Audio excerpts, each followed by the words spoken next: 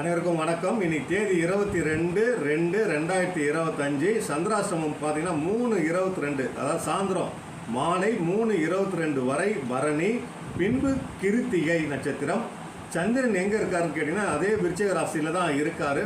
பொதுவாக இன்று நாள் நல்லா இருக்குது. சம நோக்கு நாள் தான். பூமிக்கு மேலே சமமாக செய்யக்கூடிய வேலைகள் எல்லாமே ஒரு ரொம்ப ஆழம் இல்லாமல் சின்ன சின்னதாக ஒரு பயிர் வைக்கிறது, தரை போடுறது, டைல்ஸ் ஓட்டுறது, பூமிக்கு மேலே செய்யக்கூடிய நல்ல சிந்தனைகள் இருக்கக்கூடிய எல்லா வேலையும் செய்யலாம். இன்று சம நோக்கு நாள் தான். அதனால் ஒரு பிரச்சனையும் கிடையாது.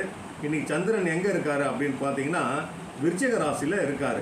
சரிங்களா? அப்படியே மேஷம், முதல் ராசி மேஷம். மேஷம் வீடு காலியாக இருக்குது. அதனால் அதிபதி செவ்வாய் மிதுனத்தில் இருக்கார். அதனால் மேஷராசிக்காரங்க இம்பேஷன்ற மலர் தீர்வு எடுத்துக்கிட்டாங்கன்னா இன்றைக்கி டே நல்லாயிருக்கும்.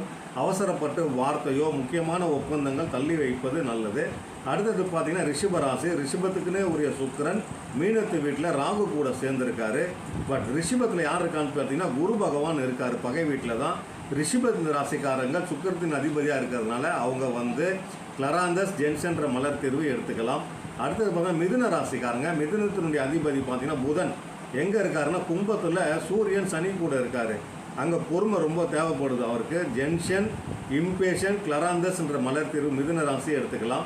அதுக்கடுத்து கடகம். கடகத்தின் அதிபதி சந்திரன். அவர் எங்கே இருக்காருன்னா விருச்சிகத்தில் இருக்கார். நீச்சம் பெறுறாரு. அங்கே போயிட்டு நீச்சம் பெறுறதுனால இப்படி ஆகிடுவார். தானே டல் ஆகிடுவார். அதனால் அந்த டல்னஸ் போனோம் அப்படின்னா நீங்கள் ஜென்ஷன்னு ஆஸ்பென்ற சிக்கரி, ஜென்ஷன், ஆஸ்பென், சிக்கரி இந்த 3 ரெமெடி நீங்கள் எடுத்துக்கோங்க. ரொம்ப நல்லதாக இருக்கும். அடுத்தது பார்த்தீங்கன்னா சிம்ம ராசி. சிம்மத்தின் அதிபதி சூரியன் எங்கே இருக்கார்? சனி கூட இருக்கார். புதன் கூட போய் சேர்ந்து கும்பத்தில் இருக்கார். அதனால் வெர்வைன், இம்பேஷன், ஜென்சன், கிளராந்தஸ் எடுத்துக்கினாங்கன்னா சிம்ம ராசிக்காரங்களுக்கு ரொம்ப நல்லதாக இருக்கும்.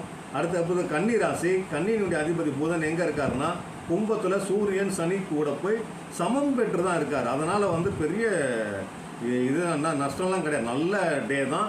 அவங்க ஸ்வீட் சேஸ்னட் ஜென்ஷன்ற மலர் தீர்வு எடுத்துக்கலாம். அடுத்தது பார்த்தீங்கன்னா கும்பராசி. கும்பத்தினுடைய அதிபதி சுக்கிரன் எங்கே இருக்கார்? ராகு கூட மீனம் வீட்டில் போய் இருக்கார். Wild rose and then aspen, Shikhar இந்த 3 ரெமெடி எடுத்துக்கோங்க. அதுக்கப்புறம் பார்த்தீங்கன்னா விருச்சிக ராசி. சந்திரன் உட்கார்ந்துருக்காரு. சந்திரன் நீச்சம் பெற்று இருக்கார். அதனுடைய அதிபதி செவ்வாய் எங்கே இருக்காருன்னா மேலே கார்னர் ரைட் சைடில் மிதுனமில் இருக்கார். அதிபதி புதனில் இருக்கிறதுனால விருச்சிக ராசி ஆஸ்பென், கிளராந்தஸ் அண்ட் தென் கார்ஸ் கூட லார்ஜ் ஆட் பண்ணிங்கன்னா இந்த நாள் ரொம்ப ரொம்ப ரொம்ப நல்லா இருக்கும் அவங்களுக்கு. தனுசு ராசி. குருவினுடைய வீடு.